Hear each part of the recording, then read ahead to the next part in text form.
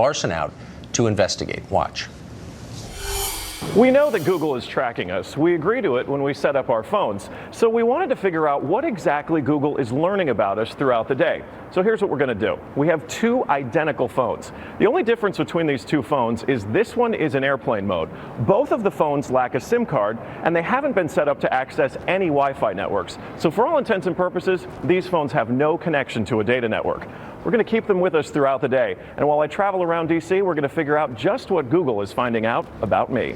Our first stop, Sim's convenience store, just outside our Fox bureau, for a quick coffee.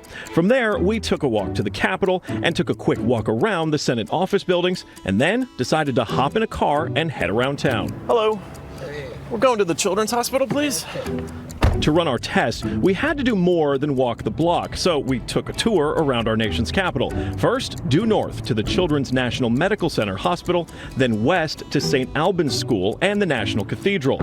Our tour around town was a 14-mile journey that lasted more than an hour. The entire time, the phones had no access to the internet. Oh my goodness. Not a Wi-Fi connection and not any cellular data service.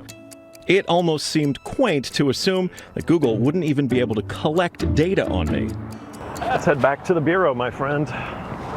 Oh, that church is beautiful. Google's business model is simple. Collect data on its users and then use that data to sell targeted ads. It's a business model called surveillance capitalism. But does that critical data collection work even when your phones aren't connected? So we're back here at our Fox bureau in DC, and we've got both of our phones exactly how we left with them. The only difference, really, I snapped a couple of bad selfies at the National Cathedral.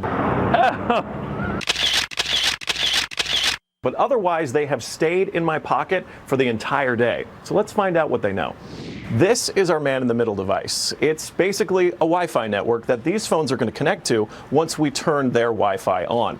It's going to pass data through it on the way to Google. But on the way, we're actually going to get a copy of the same data that Google's going to get. We'll be able to decrypt it and then find out where we've been throughout the day.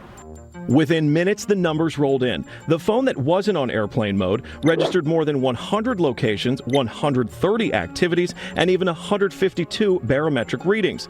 As soon as it hooked up to our Wi-Fi, it transmitted 300 kilobytes of data straight to Google. The phone even logged our exact locations, tracking us all around town, the Capitol, the hospital, the school, and the cathedral. Now you may notice what's missing here is the exact route that we took, but it got that data too. It knows when I got out of the car. The metadata has a time log down to the very second, tracking everything when they think that you're walking, riding, and yes, even getting out of the car. Okay, so you're thinking, this isn't a big deal. I'll just put my phone in airplane mode. Yeah, we thought of that too. This is the other phone that we had with us that no SIM card also remained in airplane mode the entire time. Let's see what kind of data it captured.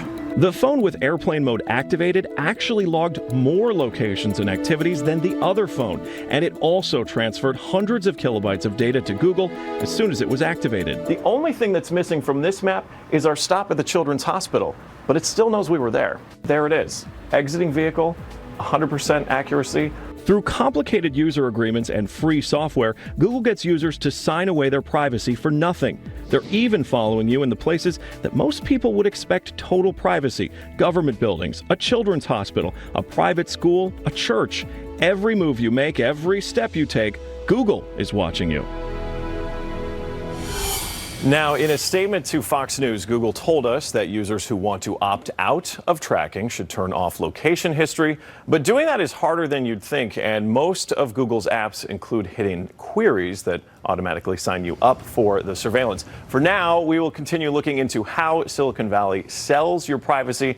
But until then, just remember, when you're using a free online service, you're probably not the customer. You're actually the product. Tucker? Shocking.